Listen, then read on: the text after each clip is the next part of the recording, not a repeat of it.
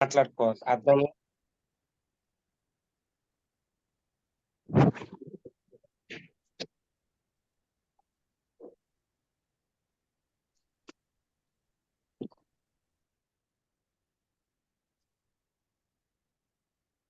నిన్న మనం ఆపుకున్న దగ్గర నుంచి స్టార్ట్ చేసుకుందాం. నిన్న మనకి సమస్యలు ఎక్కడి నుంచి మొదలవుతున్నాయి? మీరు అనుకునే మనం ఏమనుకుంటున్నాం అంటే మనసు స్థితిలో ఉన్న సమస్య అనుకుంటున్నాం. కానీ నిజానికి అది సమస్య కాదు మై డియర్ ఫ్రెండ్స్.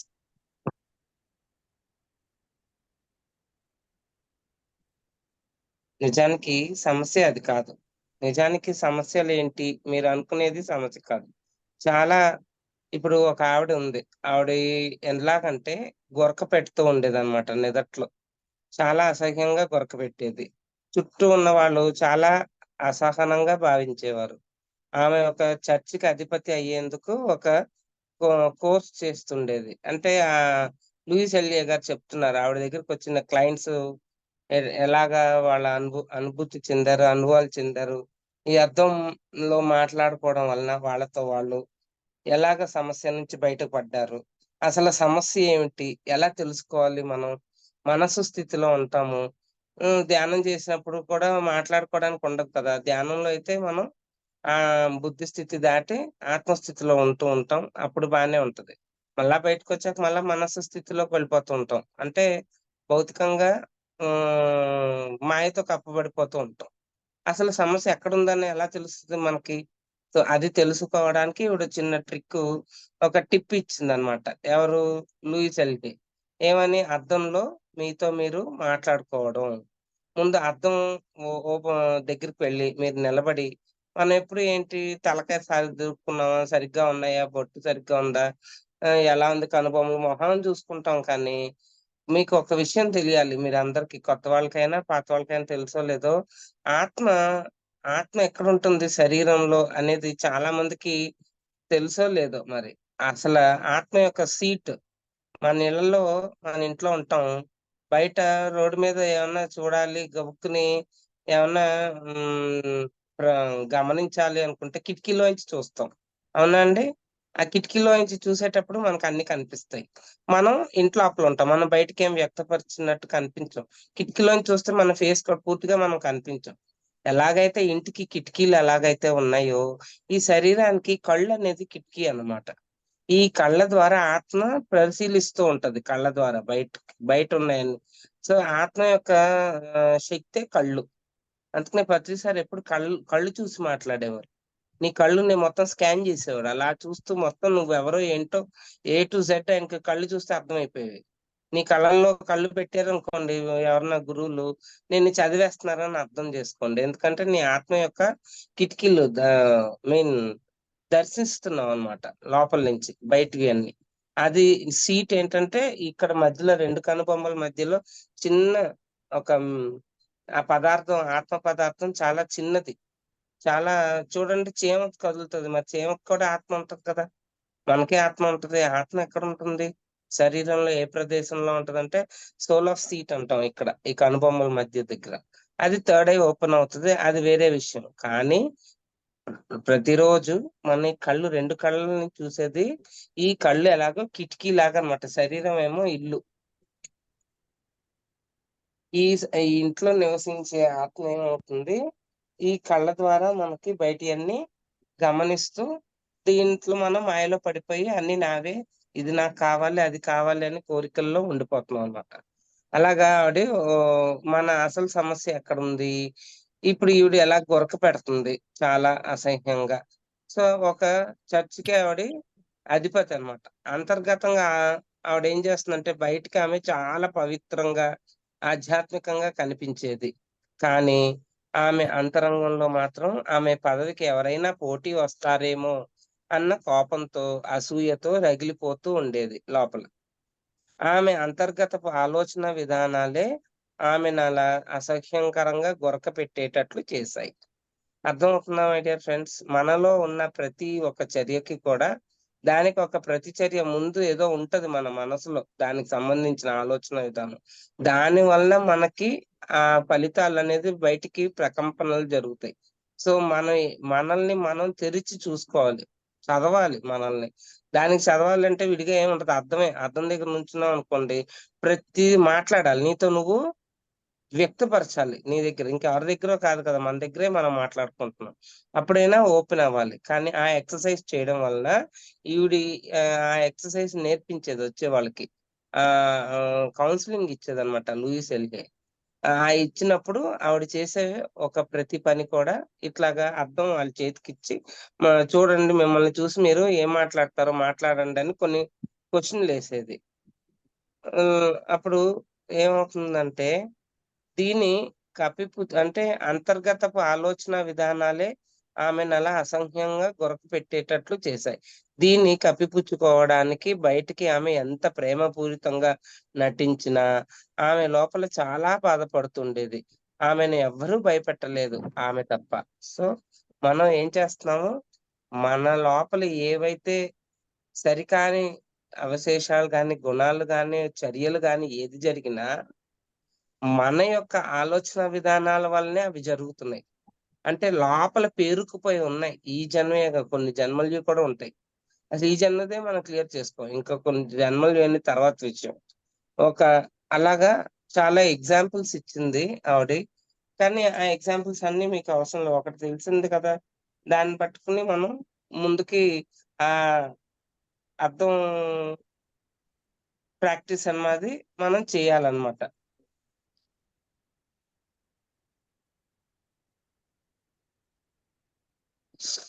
సో, ఇక్కడ ఇప్పుడు మిర్రర్ వర్క్ అనేది ఆవిడ చాలా ఇదిగా చెప్తుందండి. వినండి. వారి పేరు చెప్పుకుని, ఎవరు మన అద్దంలో చూసుకొని, మన పేరు పేరు చెప్పుకొని, నేను నిన్ను ప్రేమిస్తున్నాను. నేను నిన్నుగా అంగీకరిస్తున్నాను అని చెప్పుకోమంటుంది ఆవిడ. ఏం చెప్పుకోమంటుంది అద్దం చూసుకొని, నేను నిన్ను ప్రేమిస్తున్నాను. నేను నిన్నుగా అంగీకరిస్తున్నాను. అంటే నిన్ను నువ్వుగా అంగీకరించుకోలేదనుకోండి, నువ్వు ఒప్పుకోకపోతే నిన్ని, బయట వ్యక్తి ఎలా ఒప్పుకుంటారు మిమ్మల్ని? సో, మనల్ని మనం ప్రేమించుకోవడం, మనల్ని మనం అంగీకరించుకోవడం అనేది చాలా చాలా ముఖ్యం. ఆ పాయింట్ రాసుకోండి బాగా. ఇది చాలా మందికి కష్టమనిపించేది ఈ మాట. చాలా తక్కువ మంది దీనికి చక్కగా స్పందించి, ఈ పనిని ఆనందించేవారు. కొంతమంది నో అని అరిచేవారట. వాళ్ళని వాళ్ళు చూసుకున్న అద్దంలో వ్యక్తపరుచుకోలేదు, అంగీకరించలేకపోయేవారు. వాళ్ళని నేను మాట్లాడను నాతో అని కొంతమంది అనేవారట. కొంతమంది ఏడ్చేవారు. కొంతమంది కోప్పడేవారు. కొంతమంది వారి రూపాన్ని, గుణగణాల్ని తక్కువ చేసుకునేవారు. కొంతమంది ఈ పని చేయలేమనేవారు. అసలా ఈ బుక్ చదివినప్పుడు మై డియర్ ఫ్రెండ్స్, నేను ఫస్ట్‌లో ఇది 2009 8, 9లో నేను హైదరాబాద్‌లో ఉండేదప్పుడు అప్పుడు ఎవరు ఉండేవారు కాదు. పిల్లలు స్కూల్‌కెళ్ళిపోయాక మా వారేమో ఇక్కడ రాజమండ్రిలో ఉండేవారు.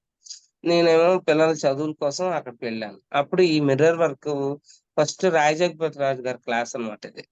ఆయన చెప్పాక ఇంట్లో ఒకరోజు మిర్రర్ దగ్గర నించొని ఇంకా మామూలుగా లేదనమాట. మాట్లాడటం మొదలుపెట్టాను. నాతో నేను మాట్లాడుకుంటూ ఉంటే ఎందుకో తెలియని దుఃఖం, విపరీతమైన దుఃఖం వచ్చేస్తుంది నాకు.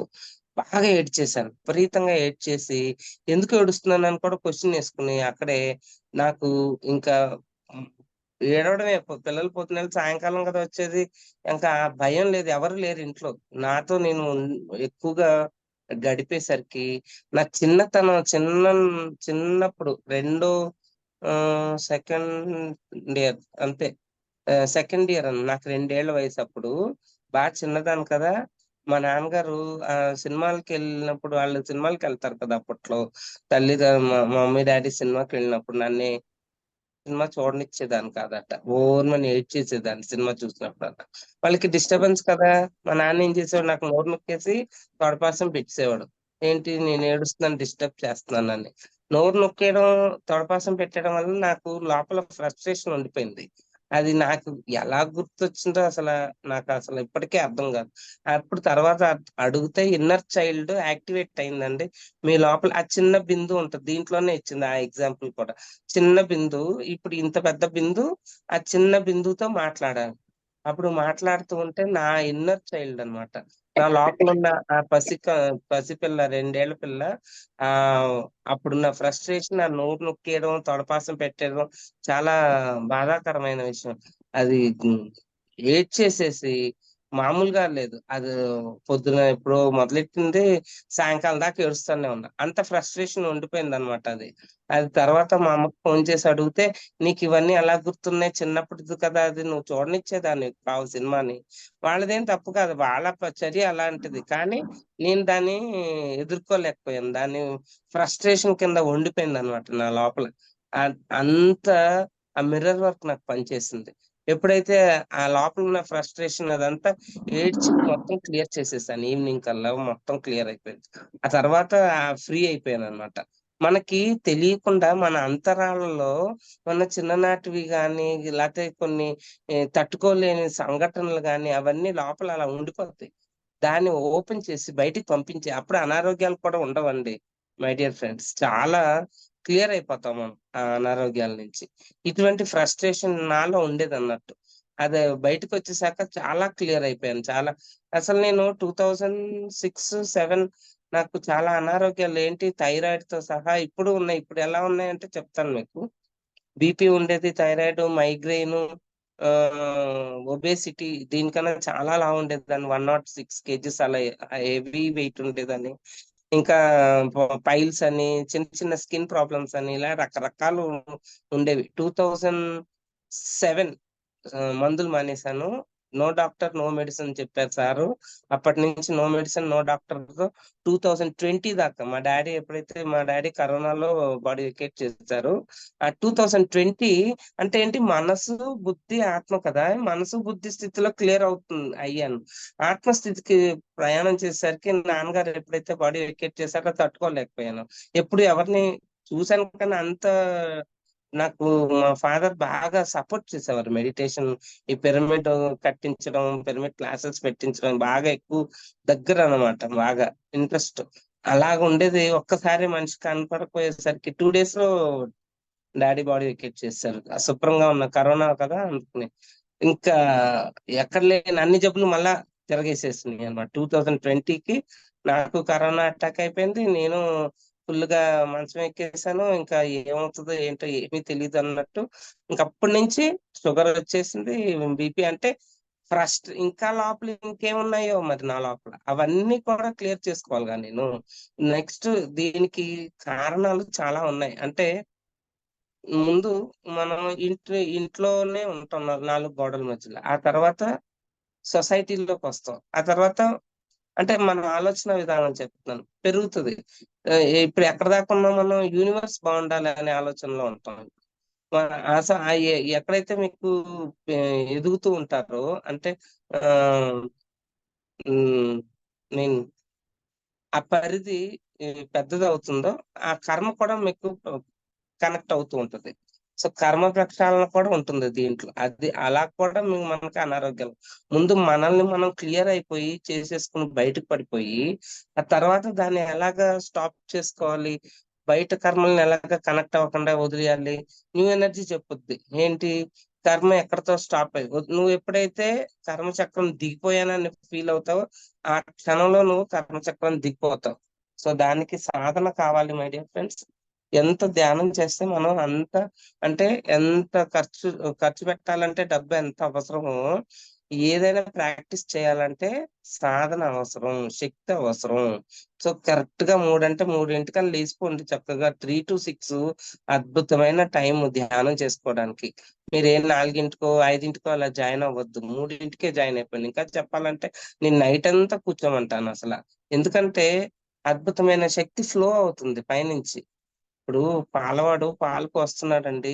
గిన్నె శుభ్రంగా కడిగి ఉంటేనే కదా పాలు చక్కగా పొంగి మనం కాఫీ తాగడానికి ఉపయోగపడతాయి. గిన్నె కడక్కండా గిన్నెని పోసి పట్టామనుకో పాలు విరిగిపోతాయి. సో, అక్కడ ఆ గిన్నెలో పాలు పోయాలా? లేతే నీళ్లు పోయాలా? జాగ్రత్తగా కడిగి ఎలా మన బుర్రను కూడా అంతే శుభ్రంగా క్లీన్ చేసి ఉంచుకుంటే, విశ్వంలో ఉన్న విశ్వశక్తి వచ్చి దీని నిండా నింపిందనుకోండి, దాన్ని ఉపయోగించుకోవడానికి మనం ఈజీగా ఉంటది. మనం ఇది చెత్తని ఖాళీ చేయకుండా తలలో మనం ధ్యానాలు చేసేసి గంటలు గంటలు ఉపయోగం లేదు. పాలు గిన్నెలో మళ్ళా పాలు పోస్తూ ఉంటే ఏమవుతది? ఓవర్‌ఫ్లో అయిపోతది. సో, పాత చెత్తని క్లీన్ చేయాలి అంటే ఏం చేయాలి? సాధన చేసి ఈ బుర్రలో ఉన్న చెత్తంతా ఈ మిర్రర్ వర్క్‌తో క్లియర్ చేసుకోవచ్చు మనం. నాలో అంతర్గతంగా ఎన్నో ఏళ్లుగా పాతుకుపోయిన నా నమ్మకాలు అంటే మీ నమ్మకాలు. పాతుకుపోయిన నమ్మకాలు, ఆలోచన విధానాలు, నా మాటలు, ఇతరుల మాటలు పైకి తేలాయి. ఇలా మన అంతరంగంలోకి చూసుకోనకుండా సమస్యలకు కారణాల్ని కేవలం బహిర్గతంగా వెతుక్కుంటూ పోతే ప్రతి చిన్న విషయాన్ని పట్టించుకుంటూ ఎంతసేపైనా గడపవచ్చు. అలా చేసినప్పుడు సమస్యకు సమాధానం దొరికిందని మనం తేల్చేలోపే అది ఇంకో దగ్గర మొలకెత్తి ఉంటుంది. అవును కదా ఫ్రెండ్స్! మనం బహిర్గతంలో, బాహ్యంలోనే వెతుక్కుంటున్నాం. మన యొక్క సమస్యలకి ఎలాగా పరిష్కారం అని. అసల సమస్యకి పరిష్కారం మనలోనే ఉంది. మన దగ్గరే ఉంది. మనం అది వదిలేసి మనం ఏం చేస్తున్నాం, ప్రతి వ్యక్తి మీద నిందని మోపడానికి సిద్ధపడిపోతున్నాం అనమాట. ఆ వ్యక్తి వల్లనే నా జీవితం ఇలా పాడైపోయింది. ఈ వ్యక్తి వల్లనే నాకు ఈ జీవితాలు ఇలా తగలడ్డాయి. అని నానా ఇంకా నోటికొచ్చినయన్ని సరికాని మాటల్ని అనేయడం. అంటే నీ సమస్య నీలో ఏదుందో నువ్వు పరిష్కరించుకోకుండా, బయట వ్యక్తుల మీద నువ్వు ఆధారపడి, బయట సమస్యలతో అంటే ఒక సిట్యుయేషన్‌ని తీసుకుంటావనమాట. అదిగో ఇలా ఉంది. ఇది బాగోలేదు. ఏదో ఒకటి బాగోలేదు మనకి. ఆ బాగోలేని దాన్ని తీసేసుకొని మనం యొక్క అవసరం లేనియన్ని వాటి మీదకి తోసేస్తూ ఉంటాం. ఒక వ్యక్తి గాని, సిట్యుయేషన్స్‌ని గాని. మనం వాటిని ఆసరాగా తీసేసుకుంటాం. సో, అది ముందు తగ్గించుకోవాలి మై డియర్ ఫ్రెండ్స్. నిజానికి మీరనుకునేది అసలు సమస్య కాదు. ఇది ఇందాక నేను చెప్పాను కదా! మనసు స్థితి కాదు. లోపలికెళ్ళి తరచి మిమ్మల్ని మీరు చూసుకోవాలన్నట్టు. ఇందాక ఆవిడ చూడండి అసహ్యంగా గొరక పెట్టినప్పుడు ఏమవుతుంది? బయటికి చాలా మంచావిడలాగా చాలా ఆధ్యాత్మికంగా కనిపించేదనమాట ఆవిడ. పవిత్రంగాను మళ్ళా చర్చ్‌లో. మళ్ళా లోపల ఏముండేది ఆవిడకి ఎవరన్నా పోటీ వస్తారేమో అని చాలా ఆహ్, అసూయతోనూ, కోపంతోనూ రగిలిపోతూ ఉండేదట లోపల. దాని వలన ఆవిడకేంటి ఆహ్ అసహ్యంగా పెట్టుకోవడం, సౌండ్ రావడం అది జరిగింది ఆవిడ జీవితంలో. అది పోవాలి అంటే ఆవిడ యొక్క లోపలున్న అసూయ, కోపాన్ని ఆవిడ మార్చుకోవాలి. ఆ ఆలోచన విధానాన్ని. అది. అసలు ఎటువంటి అపాయం తలపెట్టలేని ఆ చిన్న అద్దంలో వారిని వారు చూసుకుని నిరుత్సాహపడ్డాక, నాకు సమస్య అర్థమైనట్లుగా ఒక చిరునవ్వుతో నేనిలా అంటాను. మంచిది. ఇప్పుడు మీరు అసలు సమస్యని చూస్తున్నారు. ఇప్పుడు మన దారికి నిజంగా అడ్డం వచ్చే విషయాల్ని బయటకు గెంటేయొచ్చు. తర్వాత మనల్ని మనం ప్రేమించుకోవడం అనే విషయంపై ఎక్కువగా మాట్లాడతాం. మనల్ని మనం ఎప్పుడు గాని దేనికి గాని నిందించుకోకూడదు. అది రాసుకోండి మై డియర్ ఫ్రెండ్స్. మనల్ని మనం ఎప్పుడు గాని దేనికి గాని నిందించుకోకూడదు. మనల్ని మనం ప్రేమించుకోవడము దీనితోనే మొదలవుతుంది. సో, ముందు మనల్ని మనం ఎంతగా ప్రేమించుకోవాలో అర్థం చేసుకోండి. ముందు మనం మనల్ని నిందించుకోవడమే ఇంపార్టెంట్‌గా పనిగా పెట్టేసుకుంటాం ఎప్పుడు. వారిని వారే ఎందుకు ఒప్పుకోరు అంటే, నేను బాగా లేను లోపల ఆళ్ళ ఆలోచనలు ఇలా ఉంటాయి. అని వారి అంతరంగంలో తీవ్ర అసంతృప్తి దాగి ఉంటుంది కాబట్టి. అసంతృప్తి అనేది లోపల దాగి ఉన్నప్పుడు మనల్ని మనం ఒప్పుకోమంటాం మై డియర్ ఫ్రెండ్స్. మనల్ని మనం ఒప్పుకోవాలంటే ముందు అసంతృప్తి లేని స్థితిని మనం చేరుకోవాలి.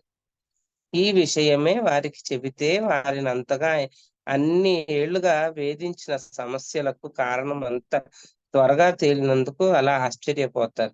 ఈ నేను బాగాలేను అన్న భావన మన పట్ల మనకు ప్రేమ లేకపోవడం వల్ల జనిస్తుంది.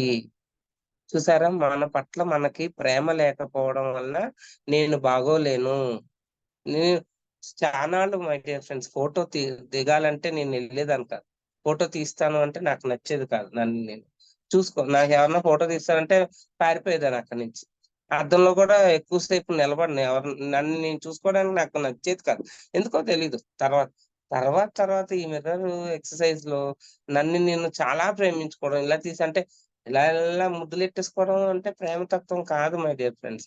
మన యొక్క గుణాల్ని మనం స్వీకరించడం. మన ఆలోచన విధానం సరిగ్గా ఉంది. నేను విశ్వానికి దగ్గరగా ఉన్నాను, ప్రకృతికి దగ్గరగా ఉన్నాను.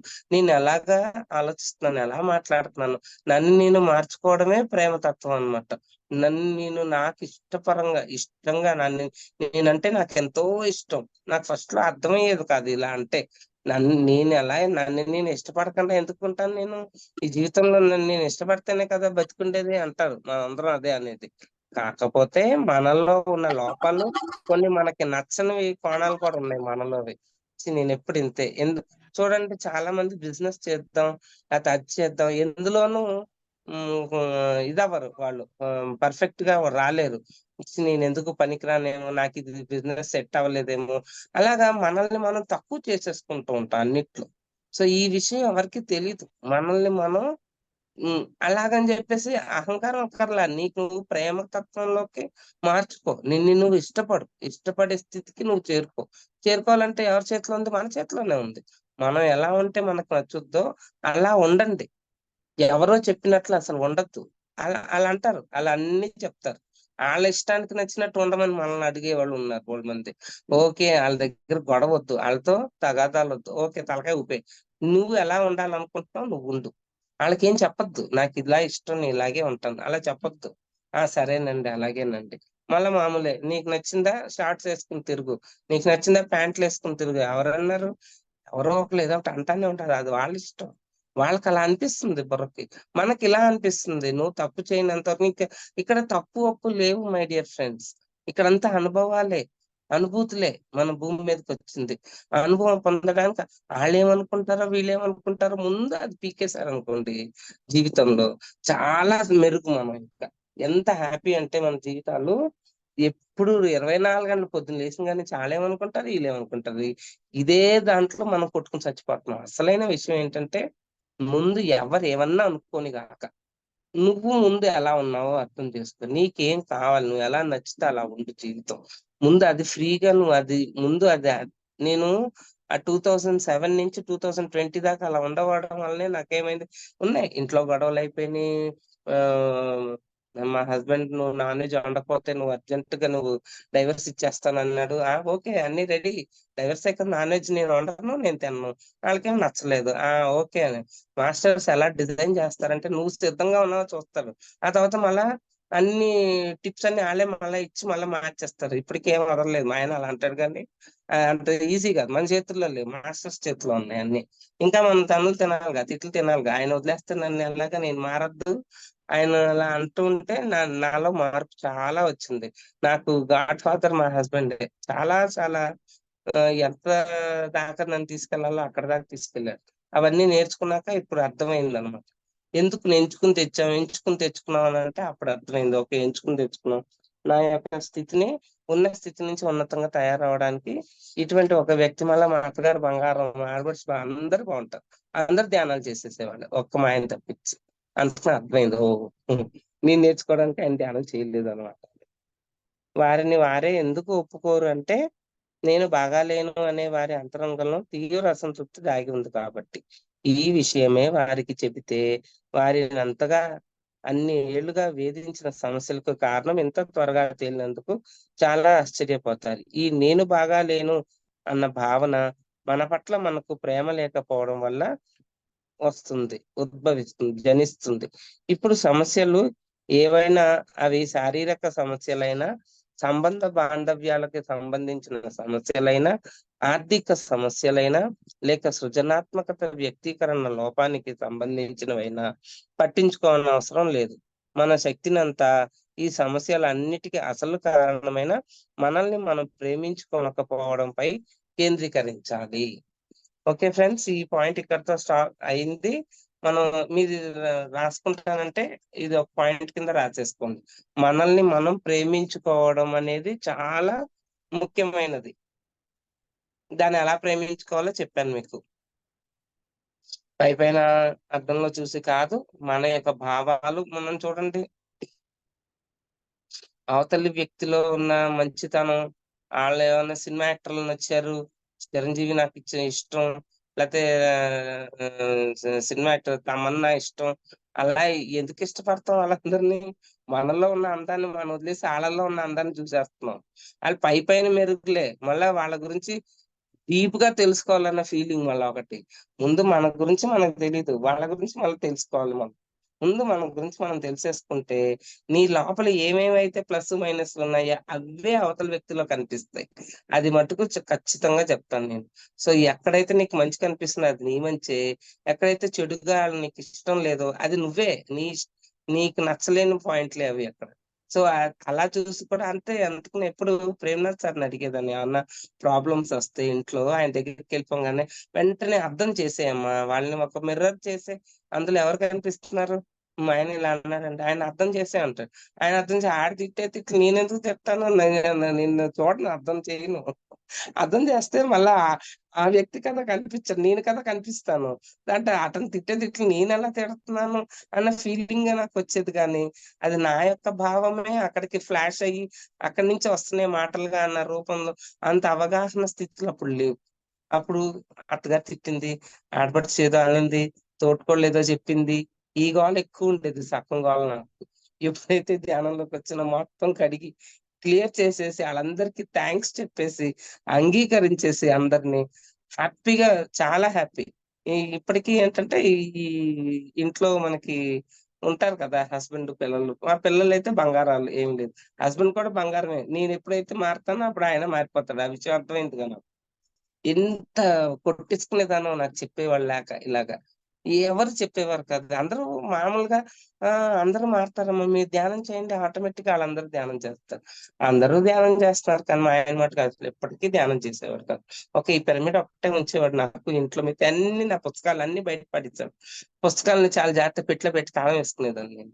ఇంక ఏ వస్తువు నాది ఏది వద్దు నాకు ఇంట్లో అన్ని బయట పడేయండి నాకు అవసరం లేదు. నా పిరమిడ్ మట్టుకు ముట్టుకోవద్దు. అది కూడా ముట్టుకుంటాడు. మాస్టర్స్ మీ ఇష్టం మీరేమన్నా చేసుకోండి. ప్రతిసారి ఫోటో గాని, ఆయన ఇది గాని ఏమి ఉంచేవాడు కాదు. కాల్చి పాడేసేవాడు బయటికి. ఇంకా చాలా చాలా ఎదుర్కొన్నాక. ఎదుర్కోవడం అంటే నా మొండితనం అక్కడ ఉంది అనే విషయం నాకు అర్థమైంది. నేను మొండిగా ఉండేదాన్ని. నేను ఇదే చేస్తాను. ఇలాగే ఉంటాను. అప్పుడు ఏం చేయాలంటే కొంచెం టైం ఆళ్ళకిచ్చి అప్పుడు మనలో మార్పు మనం తెచ్చుకోవాలి. ఒక్కసారి నేను ఇలాగే ఉంటాను, నేను ఇలాగే ఉంటానంటే ప్రాబ్లమ్స్ ఎక్కువ ఫేస్ చేయాల్సొస్తది. సో, కొన్ని నాలెడ్జ్ ఉండాలి. మనకి అవగాహన కూడా తెలిసుండాలి. నెక్స్ట్ సమస్య ఎక్కడి నుంచి వస్తుంది? గత కాలం యొక్క ప్రభావం నాపై ఏ మాత్రమూ లేదు. అంటే మనం గతాన్ని ఎక్కువ గుర్తుపెట్టేసుకొని, నన్ను ఆ రోజున అలా అన్నావు, ఈ రోజు నువ్వు ఇలా చేశావు, ఆ రోజు నేను ఇలా చేయకుండా ఉంటే ఎంతో బాగుండేది. ఎప్పుడు గతం. లేదంటే రేపటి రోజున ఆడపిల్ల పుట్టిందంటే 20 ఏళ్ల తర్వాత దాన్ని పెళ్లి చేయాల్సింది ఇప్పటి నుంచి ఆలోచిస్తాం. ఎంత దాచాలి? ఎలా పెట్టాలి? ఎంత డబ్బుని సేకరించాలి? ఇంకా పుట్టి ఒక 10 రోజులు కూడా అయ్యుండదు. అప్పుడే బోలెడు ఆలోచనలొచ్చేస్తాయి బుర్ర నిండా. సో, మనం ఎంత సరికాని ఆలోచనలు చేస్తున్నామో మీకు అర్థమవుతుంది ఫ్రెండ్స్. మనం ఎంత సరైన ఆలోచన చెయ్యాలి. మన కోసం మనం వచ్చాం భూమి మీదకి. మన యొక్క అభివృద్ధి కోసం వచ్చాం. ఆత్మ యొక్క ఆహ్, స్థితుల్ని పెంచుకోవడానికొచ్చాం. అనుభూతి చెందడానికొచ్చాం. నీ బిడ్డలు వాళ్ళకో లక్ష్యం ఉంటుంది. వాళ్ళు దాని ప్రకారంగా వాళ్ళు ఎదుగుతారు. నువ్వు వాళ్ళని కొన్ని రోజులు సంరక్షిస్తే చాలు వాళ్ళ కాళ్ళ మీద వాళ్ళు నిలబడేదాకా. ఆ తర్వాతది నీది కాదు బాధ్యత. మాస్టర్స్‌కి చెప్పండి. వాళ్ళ పూర్ణాత్మను వాళ్ళు చూసుకుంటారు. ఈ భూమి మీదకి రావడానికి తల్లి గర్భం ఒక్కటే దారి గాబట్టి మనం తల్లులయ్యాం. అంతేగాని నీ బిడ్డలు కారు. హ్మ్. ఒక ప్రవక్త చెప్తాడన్నమాట. ప్రవక్త పుస్తకం పేరే ప్రవక్త. నీ బిడ్డలు కారు. ఈ భూమి మీదకి రావడానికి అదే దారి గాబట్టి వాళ్ళు నీ ఫ్రెండ్స్. వాళ్ళని సంరక్షించడం వరకే. మంచి చెడ్డలన్నీ చెప్పేసి ఆళ్ళ నెత్తి మీద రుద్దేసి, నువ్వు చెప్పినట్టే వాళ్ళు వినాలి అనేది అస్సలు అనుకోవద్దు. అలాగే వాళ్ళకి నచ్చినట్టు వాళ్ళుంటారు గానీ, నువ్వు నన్ను చూసుకోవడానికే ఉన్నావురా, నేనంతే కన్నానురా కష్టపడి. నువ్వే కనలేవు. ప్రపంచం అంతా కష్టపడే కంటున్నారు పిల్లల్ని. కానీ వాళ్ళు ఎదగడానికి వాళ్ళకొక అవకాశాన్నివ్వాలి మనం. ఆళ్ళకి నచ్చినట్టు ఉండమటం, వదిలేయడం ఒకసారి చెప్పండి. 2 సార్లు చెప్పండి. మూడోసారి చెప్పేసి ఇంక వదిలేసేయండి. ఎందుకంటే వాళ్ళ అనుభవం ద్వారా నేర్చుకుంటారు పిల్లలు. ఎప్పుడు మన పిల్లలు కానే కారు. బుక్ పేరు చెప్తాను. హ్మ్. 'ఖలీల్ గిబ్రాన్'. 'ఖలీల్ గిబ్రాన్' కావాల్సితే రాసుకోండి ఆథర్ పేరు. అన్నిటి మీద చాలా చెప్తాడు ఆ బుక్కు. 'ఖలీల్ గిబ్రాన్' ఆహ్ అదే ఆ బుక్ పేరేమో ప్రవక్త, ప్రాఫెట్. ఇంగ్లీష్ లో ఏమో ప్రాఫెట్, తెలుగులో ఏమో ప్రవక్త. ఖలీల్ గిబ్రాన్. ఆ బుక్ చాలా అద్భుతం. అన్ని బుక్స్ అద్భుతాలే, ఒక్కొక్కటి మాణిక్యాలు. ఇంకా అనడానికి లేదు. పత్రిసార్ చెప్పారు అంటే ఖచ్చితంగా ఆ బుక్ ఇంత అద్భుతంగా ఉంటుంది. అవన్నీ ప్రాక్టీస్ చేస్తేనే మై డియర్ ఫ్రెండ్స్, మనం వచ్చిన కర్మ స్థితిలోంచి బయటికి రావడం, మన అనారోగ్యాల నుంచి బయటికి రావడం. ఇంకా కూరుకునే ఉంటున్నాం ఎప్పటికీ. ఎంత ధ్యానం, ధ్యానం ఏమిటి అంటే, అందరికి ఒక సత్యం చెప్తాను. ధ్యానం ద్వారా మార్పు ఎక్కడ దీంట్లో ఉన్న జీవితాల్లో ఎక్కడ వచ్చేసేదు. ఇది ఖాళీ అవుతుంది. ఖాళీ స్లేట్ ఎలా ఉంటది, నీట్ గా ఇందులో ఉన్న చెత్త అంతా క్లియర్ అవుతుంది.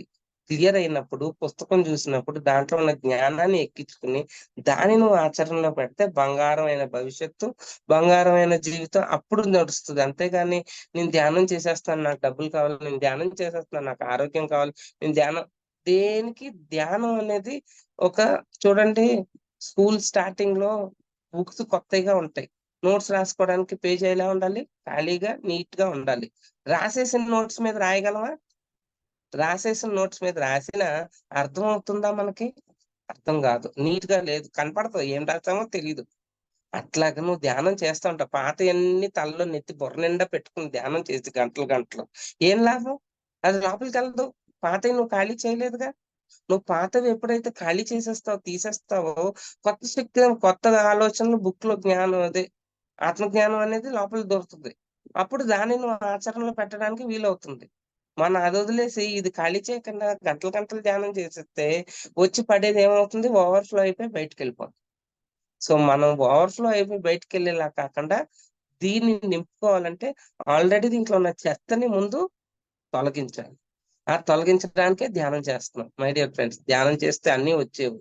ఖాళీ అవుతుంది పుస్తకం, నీట్ గా రబ్బర్ తో చేసి నీట్ గా అవుతుందా, అలా ఖాళీ అవుతుంది. దాని మీద నువ్వు రాసుకో. జ్ఞానం ద్వారా ఎలా జీవించాలి, ఎలా మాట్లాడాలి, ఎలాగా నిన్ను నువ్వు ఉన్న స్థితి నుంచి ఉన్నతంగా తయారు చేసుకోవాలంటే నీ ఆత్మని ఎలాగా నేను ఇవన్నీ నేర్చుకోవాలి. వచ్చింది భూమి మీదకి దానికే.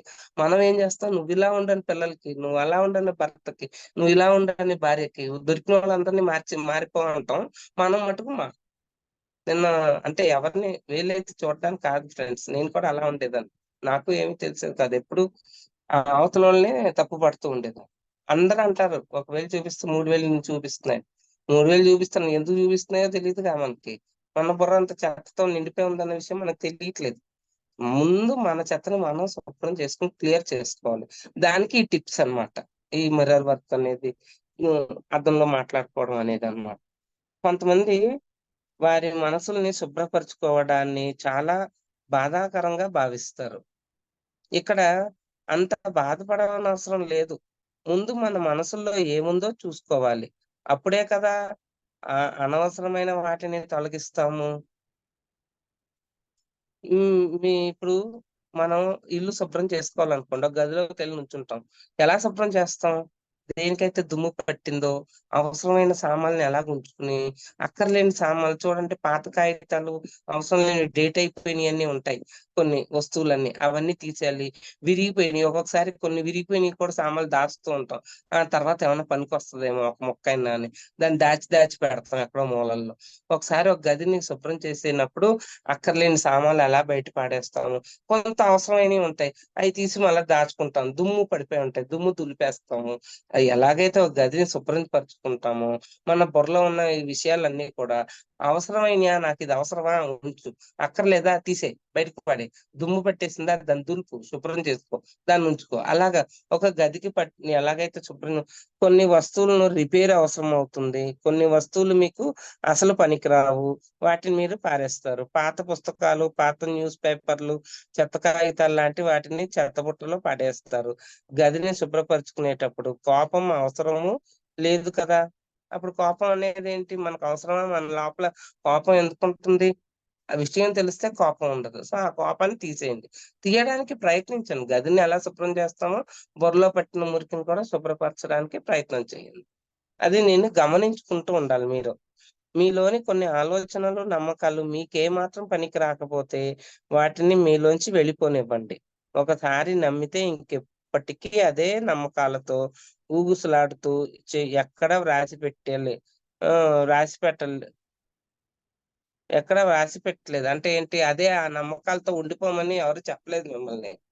శుక్రవారం కరివేపాకు ఇవ్వకూడదండి. శుక్రవారం డబ్బులు ఇవ్వకూడదండి. ఆడేమో కష్టపడి బోలెడు పనులు చేస్తాడు మనకి. మనం ఏంటి, ఇవాళ వద్దులే ఇవాళ శుక్రవారం కదా రేపు రా. ఏంటండి అది? ఈ శుక్రవారం ఏర్పరచుకొని బాగా నిగూఢంగా ఆలోచించండి. ఆ సోమవారం, మంగళవారం అని పెట్టిందే మనమే. ఆ డేస్ అన్ని పెట్టినయి మనమే. ఇవాళ శుక్రవారం అండి. రేపు రండి. ఆడు కష్టపడి ఆడు తినే ముద్ద రూ. 10. ఇటువంటి నమ్మకాలు నిగూఢమైన చాలా కనిపించవు మనకి. ఎన్ని కష్టాలు పడి వస్తే ఆళ్ళకి డబ్బులిచ్చేటప్పుడు మటుకు శుక్రవారం అయిపోద్ది మనకి. లక్ష్మీదేవి వెళ్ళిపోద్ది. ఆ రోజున డబ్బులు ఎవరికీ ఇవ్వకూడదు. ఏంటి ఇదంతా? అసలు నువ్వు అంటే చెప్పడానికి కొంచెం ఇలాగే ఉంటాయి కానీ మన నమ్మకాలు చాలా సరికాని నమ్మకాలు మనలో చాలా ఉన్నాయి మై డియర్ ఫ్రెండ్స్. నాకు ఫస్ట్‌లో అర్థమయ్యేది కాదు ఇవన్నీ. ఏమైపోతదో, డబ్బులే పోతాయేమో, ఇంట్లో డబ్బులే ఉండవు. ఎప్పుడైతే డబ్బు నుండి బయటకొచ్చానో నేను, ఆ రోజు నుంచి ఇవాళ నాకు దేని మీద కోరికలు లేవు. ఏది కొనుక్కోవాలనిపిస్తే ఏంటంటే డబ్బులున్నాయి. కొనుక్కోవాలని నేను ఫీలింగ్ లేదు. నాకు కావాల్సింది ఒక పిరమిడ్, కళ్ళు మూసుకొని కూర్చొని ధ్యానం కావాలి, అంతే కావాలి. ఎక్కడికన్నా ఎళ్తే జ్ఞానం కావాలి. అలాంటి చోట్లకి కూడా రెడీ అయిపోయినాయి డబ్బులు. ఎళ్తే ఫ్లైట్‌లకి కూడా ఎళ్ళిపోయేలాగా డబ్బులొచ్చేసినాయి. కానీ మనసులో ఏమి ఖాళీ అయిపోయింది. డబ్బుతో పని లేదన్నట్టుంది. "నీకంత డబ్బొద్దు పోతే నాకివ్వే" అంటారు నా ఫ్రెండ్స్ నాకు. ఆ ఫ్రెండ్స్ ఇదెక్కడ ఫ్రెండ్స్, ధ్యానం చేయండి అది కూడా అక్కర్లేదు మనకి. అంటే ఒకరోజు బండిలో పెట్రోల్ పోయడానికి కూడా డబ్బులు లేవు మై డియర్ ఫ్రెండ్స్. క్లాస్‌కి పొద్దున్నే 4-6 క్లాస్, 4-5 ఒక స్కూలు, 5-6 ఆశ్రమ్ స్కూల్స్ అన్ని పిల్లలు ఇక్కడే స్కూల్‌లోనే ఉంటారు. వాళ్ళెక్కడికి ఎళ్ళరు. ఏజెన్సీ ప్రాంతం పిల్లలందరూ హాస్టల్ ఉంటదన్నమాట. అక్కడ మేము గవర్నమెంట్ నుంచి పర్మిషన్ తెచ్చుకొని మెడిటేషన్ క్లాసులు చెప్పడానికెళ్ళేవాళ్ళం. నెలనాళ్ళు క్లాసు 40 డేసు. దాంట్లో 30 డేస్ బానే ఎళ్ళిపోయాను. ఆ చివరికొచ్చేసరికి పెట్రోల్ పోయడానికి డబ్బులు లేవు. మా ఆయన అసలు రూపాయి ఇవ్వను. "నువ్వు మెడిటేషన్ అన్నావంటే అసలు నిన్ను ఇంట్లోనే ఉంచను" అన్నాడు. అలాగే సరే అని 3 నెలలు ఇంట్లో కామ్‌గా నోరు మూసుకొని ఉంటే, నాలుగో నెల నుంచి మళ్ళా మొదలెట్టేసాను. మళ్ళా క్లాసులకెళ్ళిపోయాను. చేతికి డబ్బులు లేవు. ఇవ్వననేసాడు. మాస్టర్ చెప్పి, "నాకు పెట్రోల్ లేదు బండిలో. నేనైతే క్లాస్‌కెళ్తున్నాను. ఏం చేస్తారో చెయ్యండి." మొత్తం మాస్టర్స్‌కి అప్పచెప్పేసాను. అప్పుడు నాతో పాటు పాతోళ్ళకి తెలుసు. ఉష గారని ఒక ఆవిడ ఉండేవారు. ఆవిడకి అలవాటవ్వాలి క్లాసెస్ ఎలా చెప్పాలో అని ఆవిడని కూడా తీసుకెళ్ళేదాన్ని రోజు. ఆవిడ రోజు ఏయో టిఫిన్‌లని అక్కడికి పొద్దున్నే ఎళ్ళిపోతున్నాం కదా! తినడానికి ఎయ్యో చిన్న చిన్న డబ్బాలేసుకొచ్చేది రోజు. తినడానికి, తాగడానికి. ఇలా ఉన్న రోజున ఏ రోజునైతే డబ్బులు లేవో అసలు ఆవిడ నేను డబ్బులు అడగలేదు, చెప్పలేదు. ఆ రోజున సడెన్‌గా అక్కడ 4కి పెట్రోల్ బంక్‌లు ఏముంటాయి మేడం? ఏవి ఉండవు. మేము దానికి 3:30కి లేసేవాళ్ళం తెల్లవారు గట్లే. లేసి అరగంటలో రెడీ అయిపోయి 4 క్లాస్‌కెళ్తే పెట్రోల్ బంక్ ఆ రోజు మోరంపూడి జంక్షన్‌లో పెట్రోల్ బంకు ఓపెన్ అయ్యుంది. ఆవిడ బిందు గారు ఇదిగోండి 500 తీసుకోండి మీతో నేను ఉత్తినే అసల ఆలోచనే లేదు. డబ్బులు లేవన్న విషయం ఆవిడకి తెలీదు. నేను చెప్పేలేదు. ఎలా ఇచ్చిందో 500 ఇచ్చింది. వెంటనే నాకు షాకు. మాస్టర్స్ ఇలా ప్లాన్ చేసారా అని. వెంటనే అక్కడ దిగి పెట్రోల్ ఎయించుకొని ఇంకా అలా ఎళ్ళాననమాట క్లాస్‌కి. చెప్తున్నాను మనం అన్నిటిని ఎప్పుడైతే దేవుడా అని వదిలేస్తామో అన్నీ పరిగెట్టుకొని నీ దగ్గరికే వస్తాయి. ఆ వదలడం అనేది తెలియాలి ముందు. అందులోంచి బయటికి రావాలి. ముందు అది వద్దు, నాకు ఇది కాదు నీ జీవితం నాది, ఈ డబ్బు కాదు. నాకు అవసరానికి డబ్బు కావాలి కరెక్టే. కానీ నా ఆలోచన అలా లేదు కదా! నేను అలా చేసేదాన్ని. నెక్స్ట్ డబ్బు విషయమే కాదు. ప్రతి దాంట్లో కూడా నాకొద్దురా దేవుడా అనుకునేటప్పటికి వదిలేస్తే 'అంజి' సినిమా గుర్తుంటది మీ అందరికి. 'చిరంజీవి' సినిమా. లాస్ట్‌లో శివుడి దగ్గరికెళ్తూ ఉంటే ఏమీ కనిపించవు. మెట్లుండవు. గురువు చెప్తాడు. "నువ్వు నీ నమ్మకం నా మీద నమ్మకం ఉంచి కాళ్ళు అడుగెయ్యి." అప్పుడు ఆటోమేటిక్‌గా మెట్లు గడగడ వచ్చేస్తాయి. అదే ఇది ఇక్కడ టెక్నిక్ అన్నమాట. నువ్వు నీ గురువు మీద నమ్మకం ఉంచు. నీ పూర్ణాత్మ మీద నమ్మకం ఉంచు. నీ వాళ్ళ మీద నువ్వు నమ్మకం ఉంచు. ఆ క్షణంలో అప్పుడేమవుతుందంటే ఆటోమేటిక్‌గా దారి నీకు బాట వేయబడుతుందన్నమాట. ఆ నమ్మకంలోకి అందులోకొచ్చేయాలి. అదే సరెండర్‌నెస్ అంటే.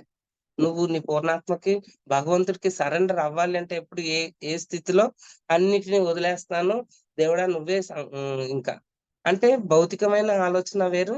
ఆధ్యాత్మిక ఇక్కడేంటి ఆత్మ యొక్క ఎదుగుదల కావాలి కాబట్టి, ఆత్మ ప్రక్షాళన అంటే ఎక్కువ నిన్ను నువ్వు క్లీన్ చేసుకుంటూ, ప్రక్షాళించుకుంటూ ఎలా ముందుకెళ్ళాలి? ఎలా నేర్చుకోవాలి? ఎలా అర్థం చేసుకోవాలి? అనే స్థితికి మనం ఎదగాలన్నమాట. సో, ఎప్పుడైతే ఆ క్షణంలో నాకు డబ్బొద్దు. నువ్వు ఇవ్వవు కదా! రూపాయి ఇవ్వద్దు. వద్దక్కర్లా. మాస్టర్స్ చూసుకుంటారు. ఎళ్ళాలి నన్ను పంపించాలనుకోండి క్లాసెస్‌కి మీరే చేసుకోండి దారి ఏదోకటి చూసుకోండని. అలాగా ఆ రోజుని అలాగా. ఆ తర్వాత ఇంకా చాలా చాలా చాలా అనుభవాలున్నాయి నావి. కానీ అందరికి అవే జరగాలని నేను చెప్పను. నమ్మితే ధ్యానాన్ని, ధ్యానం మీద నమ్మకం ఉంటే కాశీకెళ్ళామండి. రిజర్వేషన్ లేదు. Waiting list. ట్రైన్ ఎక్కాక మొత్తం ఎదురుగుండా 4 సీట్లు ఖాళీయే. టీటీ వస్తే మేము ట్రైన్‌లో అందరిని ధ్యానంలో కూర్చోబెట్టేసాం. ఆ టీటీ వచ్చి ఎవరిని అడగాలి టికెట్టు? టికెట్ ఇవ్వడానికి కూడా ఎవరు లే. అందరూ కాళ్ళు చేతులు కళ్ళు మూసుకొని కూర్చున్నారు. మేము సార్ ఒక 5 నిమిషాలు అయ్యాక రండి ఈళ్ళందరూ ధ్యానంలో కూర్చున్నారు. వచ్చాక మీకు టికెట్లు చూపిస్తాం అన్నారు. ఈ 4 సీట్లు ఖాళీగా ఉన్నాయి చూడు. అది ఎవరు లేరనమాట. మేమే ఎళ్లి కూర్చున్నాం. శుభ్రంగా పడుకొని ఎళ్ళాం నలుగురం. ఏంటి రిజర్వేషన్ లేకుండా. వెయిటింగ్ లిస్ట్ అంటే టికెట్లయితే ఉంది. అసల మామూలుగా ఉండదు. టీటీ గాడు ఎళ్ళిపోయాడు. ఇక్కడి నుంచి కాశీ 2 డేసు. ఇంకో అవతల స్టేషన్‌లో ఇంకో టీటీ వస్తాడు. ఎక్కడో కొన్ని ఊర్లు దాటాక ఒక రోజంతా అయ్యాక. ఆ టీటీని కూడా కూర్చోబెట్టేసాం ధ్యానంలో. సార్ ధ్యానం చేయండి. కాశీకెళ్తున్నాం మీరెంత అదృష్టం మేమంటే ఎప్పుడో ఒకసారి. మీరు రోజు కాశీకెళ్తూ ఉంటారు ట్రైన్‌లో పడి. మీరు కూర్చోండి ధ్యానంలోని ఆ టీటీని కూడా ధ్యానంలో కూర్చోబెట్టేసాం. ఇంకా అసలా చాలా బావుంటదిలెండి అవన్నీ అనుభవిస్తే గాని తెలీదు. ఒక పక్కన షివరింగు, చేత్తో టికెట్ లేదు, రిజర్వేషన్ లేదు. ఓ పక్కనేమో టీటీ మనకి అది తింటారా, ఇది తింటారా అని కొనిచ్చిన టీటీ కూడా ఉన్నాడు మాకు. ఆ ట్రైన్‌లో ఎక్కినప్పుడు. అలాగే పూరి జగన్నాథ్ రథోత్సవం తెలుసు కదా! కోట్ల మంది వేలల్లో ఉంటారాళ్ళు. ఆ! మాకు మెసేజ్ ఏమొచ్చిందంటే 3 రథాల్లో ఉన్న పూజారులకి ధ్యానం నేర్పించు అని. ఎక్కడన్నా వీలవుద్దండి అంత వేలల్లోనూ, కోట్లల్లో మనమే అక్కడ తొక్కిసలాటలయిపోయి తొక్కేస్తారేమో అన్నట్టు ఉంటది అసల ఆ సమస్య. అటువంటిది ఆ రోజున రాత్రి ఇస్కాన్ గుడిలో నుంచుని రథయాత్ర అంతా చూసి మరుసటి రోజు ట్రైన్ పొద్దున్నే 10కి. గుండిచాలయంలో 3 విగ్రహాలని పెట్టి ముగ్గురు నుంచునున్నారు పూజారులు. అంతే ముగ్గురిని పిలిచి కూర్చోబెట్టాం. మాకొచ్చి రాని హిందీ. మాకు హిందీ గూడా రాదు. అది ఆ టైం ఎటువంటిదో తెలీదు మేడం. మీరు సిద్ధమయ్యారు అంటే ప్రకృతిలో నీ జ్ఞానాన్ని నువ్వు ఇస్తానికి సిద్ధమవుతే ఎక్కడ లేని శక్తులన్నీ మీకొచ్చేస్తాయి. ఆ! డబ్బులొచ్చేస్తాయి. భాషొచ్చేస్తది. నాకు భాష రాదు, పాడు నాకు నేను చెప్పాను కదా మీకు ముందే. నేను చెన్నైలో చదువుకున్నాను. తమిళొచ్చు, ఇంగ్లీషొచ్చు అంతే. తెలుగు కూడా అంతగా వచ్చేది కాదు. కానీ ఇప్పుడు బాగా అలవాటయిపోయింది తెలుగు. ఈ హిందీ ఎక్కడొస్తదో మనకి, అలాంటిది అక్కడ కూర్చొని భయ్యా భయ్యా ఆప్‌కో ధ్యాన్ సిఖానా హై. ఆప్ ఆయేగి అంటే 500 పోలీసులు చుట్టూ. ఆలయం చుట్టూ లైనెళ్తా ఉంది. మధ్యలో తాడు కట్టుంటారు కదా! ఒక్కొక్క పూజారిని కూర్చోబెట్టడం, ధ్యానం చెప్పడం. ఒక్కొక్క పూజారిని పెట్టడం, ధ్యానం చెప్పడం. మళ్ళా అక్కడ కూర్చుంటే కృష్ణుడు అంటాడు, పాట పాడమంటాడు. ఏదో ఎటకారంగా ఉందా నీకు? నా ఫ్రెండ్ ఒక ఆవిడ ఉంటదిలే తనకి మెసేజ్‌లు వస్తాయి. ఏ కృష్ణుడు అన్నమయ్య పాటలు పాడమంటున్నాడని. అన్నమయ్య పాటలు. నీకేమన్నా పాటలు పాడేలాగా ఉన్నావా? ఇప్పుడు ధ్యానం చెప్పాను చాలులే బాబు. అప్పుడు మనకి భయంగా ఉంటది కదా! అంతమంది మధ్యలో ధ్యానం వాడు ఒప్పుకుంటారో లేదో, ఎళ్ళిపోయి ఆళ్ళకి ధ్యానం చెప్తాంటే వచ్చేస్తారు. కానీ ముగ్గురు పూజారులొచ్చారు మేడం. చక్కగా ధ్యానం నేర్చుకున్నారు. మా ఫోను నంబర్‌లన్నీ తీసుకున్నారు. ముగ్గురికి నేర్పించేసాం. అక్కడ కూర్చొని అన్నమయ్య పాటలు పాడమని కృష్ణుడు అన్నాడంటే, "ఏమే ఊరుకోవే ఊరుకుంటారా అక్కడ? అసలే లైన్ ఇలా ఎళ్తుంది. బయట 500 పోలీసోళ్ళు నుంచొని ఉన్నారు. నువ్విక్కడ పాట పాడుతానే ఉంటావేంటి" అంటే ఆళ్ళనడిగాం పూజారిని పర్మిషన్ పాట పాడమంటారా అంటే పాడమన్నారు. కూర్చొని పాడామనమాట మాకొచ్చినన్ని పాటలు. అన్నమయ్య పాటలు పాడేసి అసల కృష్ణుడు అడిగాడు. ఆ మెసేజ్ రావడమే ఆశ్చర్యమేసింది. ఆ ముగ్గురం కూర్చున్నాం. ముగ్గురం పాడేసేసి చాలా బాగా జరిగింది ట్రిప్ తెలుసా మై డియర్ ఫ్రెండ్స్. కాకపోతే మనం భౌతికంలో ఆలోచిస్తాం. నాకు రూమ్ కావాలి, ఏసీ కావాలి, గుడ్డు కావాలి, గోపురం కావాలి. మేము రోడ్ మీదే ఉన్నాం. 2 రోజులు రోడ్ మీదే దుప్పటేసేసి దుప్పటి మీద శుభ్రంగా పడుకున్నాం అన్నమాట. అంటే ప్రకృతికి మమేకం అయిపోయి ఎప్పుడైతే కలుస్తావో నీకేమేమి జరిపించాలో అన్నీ జరిపిస్తది ప్రకృతి. నీ నమ్మకం ఉండాలి. నీ సాధన చేసినప్పుడు ఆ నమ్మకం నీలో పెరుగుద్ది. విశ్వాసం ఉండాలి. బిలీఫ్‌నెస్ ఉండాలన్నమాట. అది నా అనుభవం. ఈ క్లాసు ఆగిపోతుంది. ఏదట్లా. ఒకరోజు చెప్పుకుందాంలెండి నా క్లాస్ విడిగా. పరిమితమైన నమ్మకము. నేను బాగాలేను అన్న అసంతృప్తి. ఎక్కడి నుండొస్తుంది? నువ్వు మూర్ఖుడివి. దేనికి పనికిరావు అని పదే పదే తన తల్లిదండ్రులు అంటూ ఉంటే పిల్లల్లో ఈ భావన తలెత్తుతుంది. చూసారా మై డియర్ ఫ్రెండ్స్ పిల్లల్ని ఎప్పుడు ఏం తిట్టకండి. అసల వాళ్ళు డివైన్ మాస్టర్స్ అసల. తట్టుకోవడం కష్టమే. కానీ ఎంతో ఓర్పు, సహనం మీకు కావాలి. అటువంటి మాస్టర్స్‌ని మనం పెంచడానికి అవకాశం దొరకడమే అదృష్టం అన్నమాట మనకి. సో ఎప్పుడైతే నాకు ఈ రాయ జగపతిరాజు గారి క్లాస్ విన్నానో, నా పిల్లల్ని నాకు చాలా కోపం వచ్చేసేది. ఇద్దరు మగ పిల్లలు. మామూలుగా ఉండేది కాదు. కుట్టించుకునేవాళ్ళనమాట. భయపడిపోయేదాన్ని. ఎక్కడ దెబ్బలు తగిలేస్తాయి. అలాగే అయింది. మా చిన్నోడు పన్ను ఇరిగిపోయింది. సాయిబాబా గుడి తిరుగుతున్నాం చుట్టూ. ఈ మావోడేమో మూడో మూడో 4 అప్పుడే నడకొస్తుంది. పెద్దోడు అనేసి కొట్టేశారు. ఇద్దరికి ఒకడి పన్ను ఊడిపోయింది. అలాగా కంగారనమాట ఎప్పుడు. అప్పుడు తిట్టేసి కొట్టేసేదాన్ని. ఎప్పుడైతే ధ్యానంలో కూర్చొని ఇలా హడావిడి ఇలా తెలిసింది గాని, తిట్టడం గాని, వాళ్ళని కొట్టడం గాని, మొత్తానికి మానేశాను. మా పెద్ద బాబు అప్పుడు సెవెంత్, చిన్న బాబేమో ఫోర్త్. ఆ స్థితిలో ఉన్నప్పుడు నేను ఈ ధ్యానంలోకొచ్చాననమాట. నేను 2005 అంటే మా పిల్లలు చిన్నవాళ్ళు అప్పుడు. పరిమితమైన నమ్మకము. తనపై తనకు ప్రేమ లేకపోవడము. ఎక్కడి నుండి వస్తుంది? నాన్నను మెప్పించడానికి ప్రయత్నిస్తుండడము. అంటే ఏంటి? మనం ఒక వ్యక్తిని మనల్ని ఇష్టపడమని చేయడానికి, వాళ్ళని మెప్పించడానికి వాళ్ళని ప్రయత్నిస్తూ ఉంటాం. అది కరెక్ట్ కాదు మై డియర్ ఫ్రెండ్స్. వాళ్ళ మెప్పు కోసం మన యొక్క ఆలోచన తీరుని మార్చుకోకూడదు. సో, అక్కడ ఏమవుతుంది? పరిమితమైన నమ్మకాలొస్తది అంటే. ఒక అమ్మాయికి ఎప్పుడు తన తండ్రితో అభిప్రాయ భేదాలొస్తుండేవి. వాళ్ళిద్దరూ ఒకరితో ఒకరు వాదులాడుకునేవారు. ఆమె తనను తాను ఒప్పుకుందామనుకునేది. కానీ చివరికి ఆమెకు మిగిలింది విమర్శలు మాత్రమే. ఆ అమ్మాయి చివరకు వాళ్ళ నాన్నలాగా ఉండవలెనని నిర్ణయించుకుంది. ఆమె శరీరమంతా నొప్పులు వచ్చేవి. ఆమె తండ్రికి కూడా అలాంటి నొప్పులే వచ్చేవి. తన కోపమే ఇలాంటి నొప్పుల్ని తన శరీరంలో సృష్టిస్తుందన్న విషయాన్ని ఆమె గ్రహించలేకపోయింది. అలాగే ఆమె తండ్రికి తన కోపం తన శరీరంలో నొప్పుల్ని సృష్టించింది. చూసారా ఎన్నిటికి ఆస్కారము? మన శరీరంలో మన నొప్పులంతా ఎలా వస్తుంది? మనం కోపంతో మాట్లాడే మాటలు. ఒకళ్ళతో ఆహ్, నేనే హై హ్యాండ్ ఉండాలి నాదే. నేనే ఎక్కువ అని వాళ్ళతో వాదిస్తూ ఉంటే. వాదించడం అస్సలు చెయ్యొద్దు మై డియర్ ఫ్రెండ్. దానివల్ల ఏమవుతుంది మనకి బాడీ పెయిన్స్ తప్పించి అన్నీ మనకే. అన్నీ మన బాడీయే రిఫ్లెక్ట్ చేస్తా ఉంటది ప్రతీదీను. మనం గమనించుకునే స్థితికి ఎదగాలి. అదే ఎరుక స్థితి అంటాం. పరిమితమైన నమ్మకం. జీవితం చాలా భయానకమైనది. ఎక్కడి నుంచొస్తుంది? భయకంపితుడైన తండ్రి, తల్లి. అంటే తండ్రంటే ఒకటే వణుకు, భయం. అటువంటి వాళ్ళకేమవుద్ది? ఆ పరిమితమైన నమ్మకాలుంటాయి అటువంటి వాళ్ళకి. తల్లన్నా భయపడిపోయేవాళ్ళు, తండ్రన్నా భయపడే వాళ్ళకి ఆ పరిమితమైన నమ్మకాలు. తర్వాత నేను బాగోలేను అన్న మాట ఎక్కడి నుండొస్తుందంటే, తల్లిదండ్రులు పూర్తిగా పట్టించుకోకుండా పెట్టబడటము వలన తలెత్తుతుంది. నేను బాగాలేనన్న మాట కూడా తల్లిదండ్రులు సరిగ్గా లేరనుకోండి పిల్లల పట్ల, వాళ్ళకి కూడా ఆ ఆలోచన అనేది వస్తుందనమాట. మన మనసులోకి ఎక్కించబడ్డ నెగెటివ్ సందేశాలు. ఏంటవి? ఇప్పుడిక మనం ఏం చెయ్యాలంటే, ఒక పెద్ద పేపర్ షీట్ తీసుకొని, మీ తల్లిదండ్రులు మీలో ఏ ఏ లోపాలున్నాయని చెప్పారో వ్రాయండి. మీరు విన్నటువంటి నెగెటివ్ నమ్మకాలను వ్రాయండి. గుర్తుకు తెచ్చుకొని మరీ వ్రాయండి. దీనికి కావాల్సినంత ఎక్కువ సమయాన్నే కేటాయించండి. కనీసం అరగంటైనా. సో, మై డియర్ ఫ్రెండ్స్ ఇదంతా ఏంటంటే, ఒక నీలో ఉన్న నెగెటివ్ థాట్స్‌ని బయటికెలా పంపించాలి. చాలా మందికి చూడండి నెగెటివ్ థాట్స్ ఎక్కువొచ్చేస్తున్నాయి. చాలా మంది నన్నడుగుతారు, "మేడం నెగెటివ్ థాట్స్‌ని నేను ఎంత వద్దనుకున్నా వచ్చేసి కూర్చుంటున్నాయి నా బుర్రలో. ఏం చెయ్యాలి?" ఏం చేయాలి? నీలో ఏ ఒక నమ్మకం ఉంటది. ఏదైతే నమ్ముతున్నావో దానికి సంబంధించి ఆ నెగెటివ్ థాట్స్. అమ్మో! రాత్రి 10, 11 అయిపోయింది. ఇప్పుడు ఏ ఆటో వాడిని నమ్మకూడదు. నమ్మితే నా జీవితానికే చెడు. ఎటు తీసుకుపోతాడో ఇలాంటియన్నీ విని విని ఉన్నాం కదా! ఆ నమ్మకంతో మనం ఆటో ఎక్కామనుకో ఖచ్చితంగా ఆటో వాడు ఎటో తీసుకుపోతాడు. అదే నీ పరిమితమైన నమ్మకాలు అదే అన్నమాట. నీ యొక్క శక్తి ఉన్నప్పుడు నువ్వు ఎప్పుడైతే ప్రకృతితో మమైకమై ఉన్నావో ఎవరు నిన్ను ఏమి చెయ్యరు. నువ్వే ఇంకా అవతల వాడికి ఒప్పు చేస్తావు, మేలు చేస్తావు. నీ ఎనర్జీ వలన అవతల వ్యక్తి ఇది బుద్ధుడు బుక్‌లో ఉంటది. బుద్ధుడు అంటాడు, అంగుళీమాలికుడు అనే ఒక సబ్జెక్ట్ ఉంది దాంట్లో. అంగుళీమాలికుడు అందరి యొక్క బొటనవేలుని కట్ చేసి దండ కింద యేసుకుంటారనమాట.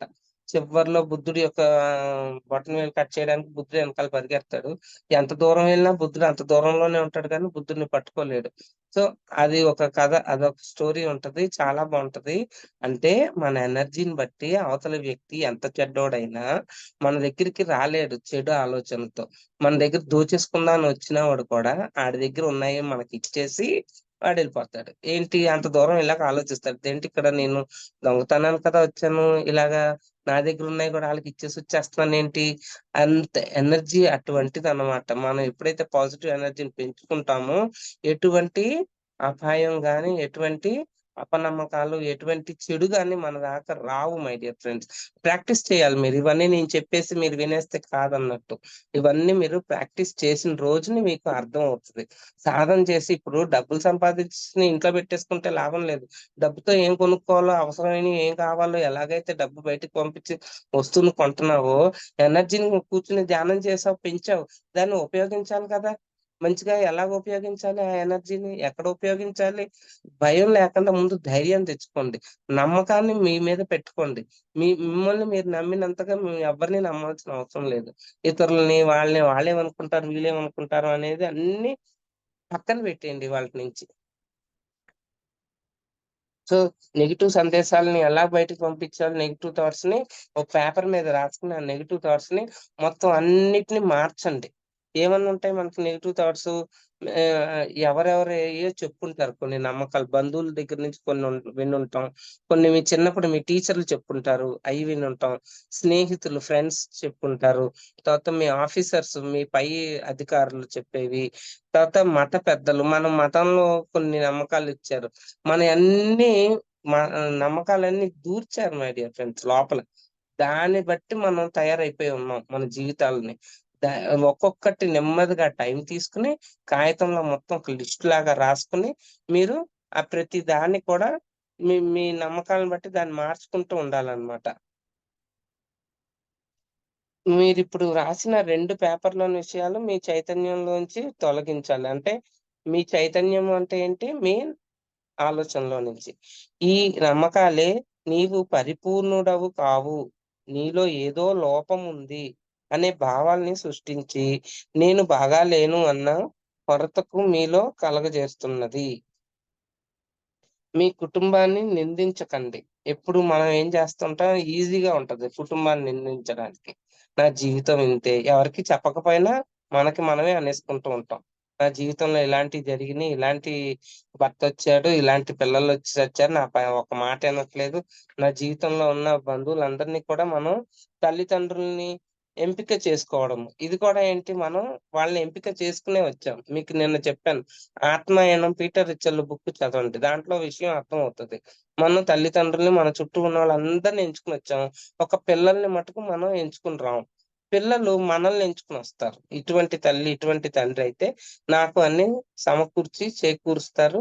నాకు నచ్చినట్టుగా నన్ను ఉన్నతంగా తయారు చేయడానికి కృషి చేస్తారు అని చెప్పి మన జాతకాలను చూసుకొని జాతకం అంటే ఈ భౌతికమైన జాతకాలు కావు మై డియర్ ఫ్రెండ్స్. పై లోకాల్లో వేరే జాతకాలుంటాయి. ఆ! మనసుకి, ఆత్మకి సంబంధించినయి, మన గత జన్మలకు సంబంధించినయి, మనం ఎట్లాగా హ్మ్. ఇన్‌స్పైర్ చేస్తామో పిల్లల్ని, వాళ్ళకెలాంటి జీవితాలనిస్తామో అన్నీ పైనుంటాయి ఆళ్ళకి. అది చూసుకొని ఆళ్ళు మనల్ని ఎంచుకొని వస్తారనమాట. మీకు చెప్పాలనే ఉంది. చాలా ఉన్నాయి. కాకపోతే 1 వీక్‌లో సబ్జెక్ట్‌ని ఫినిష్ చేయాలి కదా! అందుకనే షార్ట్‌గా వెళ్ళిపోతున్నాను. సో, నెక్స్ట్ చాప్టర్‌కెళ్ళిపోతున్నాను మై డియర్ ఫ్రెండ్స్. ఈ బుక్ మటుకు ఖచ్చితంగా మీరు కొని చదువుకుంటే చాలా మార్పొస్తది మీ జీవితంలో. ఇది మటుకు నేను ఖచ్చితంగా చెప్తాను. సత్యం అనేది నాలో మార్పు చెందినటువంటి అంశము. అంటే సత్యం అంటే ఏంటి? నిజానికి, సత్యానికి చాలా డిఫరెన్స్ ఉంటది. చిన్న గీత ఉంటదంతే. నిజము అంటే ఇప్పుడు ఒక చెట్టు ఉందండి. అది నిజమే. చెట్టే కదా! అది సత్యం యాక్చువల్‌గా. నిజమేంటి? చెట్టుని కట్ చేసి దాన్ని టేబుల్, చైర్స్ కింద మారుస్తాము. అదే టేబుల్, అదే చైర్స్‌గా ఎక్కడి నుంచొచ్చింది? చెట్టు నుంచొచ్చింది. ఇప్పుడు ఇదేంటి నిజమే కదా! Table sorry.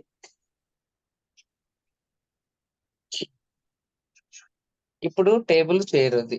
యెస్. అది టేబుల్, చైర్. అది నిజం. సత్యం ఏమిటి? చెట్టు. ఇదే టేబుల్, చైర్‌ని కాల్చేసి బూడిద చేసేసావు. అక్కడ ఏముంది? బూడిదేనా? బూడిద కనిపిస్తుంది కదా! అది నిజం. సత్యం ఏమిటి? అది చెట్టుగా ఉన్నది. అంటే సత్యం ఎప్పటికి మార్పు చెందదు. నిజము కాలానికి తగ్గట్టు మార్పు చెందుతూ ఉంటది. సో నేను నిజం మాట్లాడటానికి సత్యంలో ఉన్నానా? నిజంలో ఉన్నానా? అది గమనించుకోండి మిమ్మల్ని మీరు. సత్యం ఎప్పుడు ఏంటి? నేను ఆత్మ పదార్థాన్ని. ఎప్పటికీ ఉండేదది. ఎప్పటికీ ఆత్మ పదార్థం మనం. ఎప్పటికీ మార్పు చెందం. నువ్వు ఈ క్షణానికి ఒకలాగా మంచిదాన్ని, చెడుదాన్ని ఇవన్నీ అవతల వాళ్ళు చెప్తూ ఉంటారు గానియండి, అవన్నీ బేరేజ్ చేస్తూ ఉంటారు. ఆ క్షణానికి మంచితనం, ఈ క్షణానికి చెడ్డతనం అంటారు. ఆ 2 ఉండవు. మనలో ఉన్న సత్యం ఎప్పుడైతే పట్టుకుంటామో, మనం చేసేది సత్యంగానే. అవతల వాళ్ళ యొక్క లెక్కల్లో వాళ్ళ అవగాహనను బట్టి మనల్ని బేరేజ్ చేస్తుంటారు. మంచిదానా, చెడ్డదానా. అది వాళ్ళిష్టం. వదిలేసేయండి. ఎప్పుడు మీరు అవతల వాళ్ళ జోలికి వెళ్ళకండి. మీ లోపల మీరెప్పుడైతే ఆత్మని పట్టుకుని గట్టిగా సాధన చేసి, నేను మనసు, బుద్ధి, ఆత్మ మూడిటిని దాటుకుంటూ ఆత్మస్థితిలోకి మనం ప్రయాణం చేసేటప్పుడు ఎవరికీ భయపడాల్సిన అవసరం లేదు. సత్యంతో కూడుకుని ఉంటాము మై డియర్ ఫ్రెండ్స్. సో, ఇక్కడికి ఇది సత్యమా? ఇది నిజమా? అనే దాంట్లో మీకు క్లారిటీ వచ్చేస్తదనమాట మీ లైఫ్‌లో. మీ ఆలోచనలను పరిశీలించండి. మనము ఏదైతే నమ్ముతామో అదే మన పట్ల వాస్తవం అవుతుంది. వాస్తవం అవుతుందంటే నువ్వు నమ్ముతున్నావు గాబట్టి అది నీ జీవితంలో జరుగుతుంది. ఇది చాలా మంది ఒప్పుకోరు.